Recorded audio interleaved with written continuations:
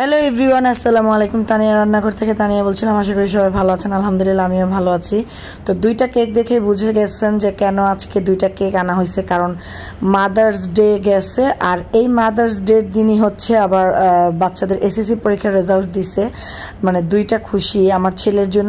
আমি জানি না আমার ছেলে আমার জন্য কেক আনবে, আর আমি আমার ছেলের জন্য সেলিব্রেশন করার জন্য যে ওর বাবাকে বলছিলাম কেক আনার জন্য, তো ওর বাবা সেই কেক নিয়ে আসছে। আর এদিক দিয়ে আমি এবার বাসা ছিলাম না, 2 ঘন্টার জন্য একটু বাইরে গেছিলাম। তো এদিক দিয়ে আমার জন্য আমার ছেলেরা কেক নিয়ে আসছে। এই যে এখানে দেখতেছেন আমার দুই পাশে দুইটা আমার ছেলে, আর এখানে যারা দেখতেছেন আরও 3 জন, এগুলো হচ্ছে আমার বোনের ছেলে, ভাইয়ের ছেলে, মানে ভাসুরের ছেলে, ননাসের ছেলে, ননাসের ছেলেরা। তো এরা সবাই আমার ছেলে।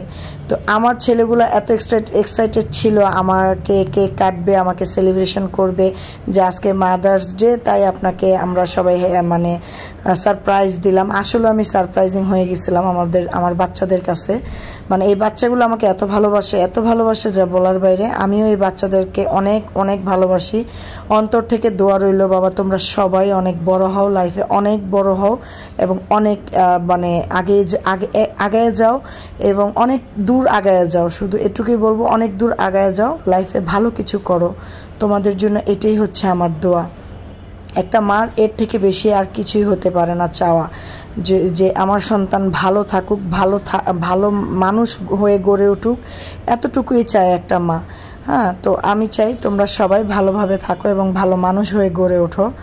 মন মানসিকতা সবসময় এখন যেমন আছে সারা জীবন যেন আল্লাহ তোমাদের এমনই রাখে।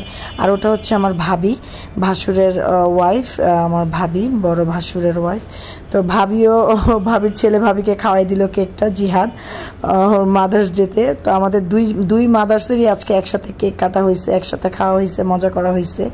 তো সবাই খুব আনন্দ এনজয় করতেছিলাম। তারপরে হচ্ছে এখানে এখন আপনাদের ভাইয়া ভিডিওটা করতেছিল, আর ভাইয়া বলতেছিল মা দিবস দেখে মারে কেক খাওয়াইতেছ, বাবার একটু কেক খাওয়াইবা না? পরে আমি বললাম ঠিক আছে তুমি চলে আসো। পরে একসাথে হচ্ছে আমরা দুজন বসে ছেলেকে সেলিব্রেশন করলাম কেক কেটে।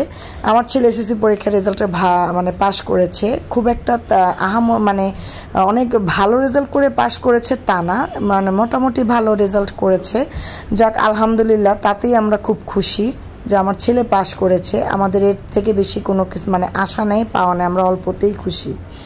আপনারা সবাই আমার ছেলের জন্য দোয়া করবেন, সে যেন ভালো মানুষের মতো মানুষ হতে পারে, মানে ভালো দিকগুলো যেন আল্লাহ তার ভিতরে দেয়।